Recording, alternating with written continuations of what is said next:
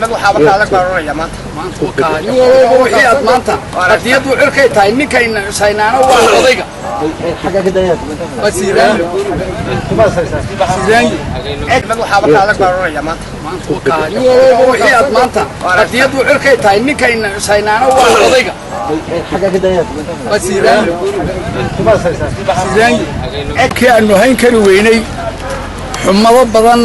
oo nagaga imanaya dhinacyo badan ayaa maanta waxay garteen ragga halkan iskugu yimid inaan ciddo u hadhin ceelo u qodnay yacnii nin baa beri la yidhi iyadoo dagaal xuni berbere ka socdo ayaa la yidhi reerkaaga beddel oo reer kala sheego si aanu kuu qaadno ood u badbaaddo saa la noolaadee buu yidhi war waxaannu leenahay kuwa la soo dirayo saa la noolaadee sidan kuma tegayne dad baa hadhaya wakhti baa hadhaya taariikh baa hadhaysa xaalkiisa waxaannu kaaga fadhinaa uun waxa la yidhi inantu haddii la yidhaha hebel ma laguu meeriya ee aamusto way ogoshahay oo sakuud riddaa la yidhaa haddii aad aamusto waad ogoshahay weeyaan maxamed cabdilaahi in la xumeeyo taasina waxay keenaysaa arrin xun golaha dhexe ee kulmiye ninkaa hebelkaa shabeel baa la yidhaha hebelkaa shabeel wuxuu yidhi waa reer galbeedoo ka sii daba dheer waxa weeyaan xaashaa kallah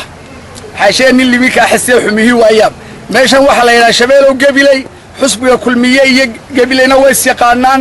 qiimaha reer gebiley leeyihiinna waa faloriida oo waa la yaqaan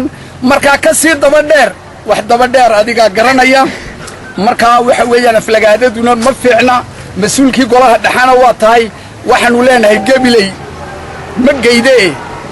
xaal ka bixi arrintaa xaal golojoogaa lagaa doonaya haddii kale in badan baannu aragnay kuna soo doontoo far ku gabadee markii dambana dariiqaad ku joogtaan waa kii dantiinne yaan laydinkala didin awrtan doobinaysana intaad duu tidhaahdaan dabarada isaga xidha inta dayracadkee kale iyagana dibsuundhahabanley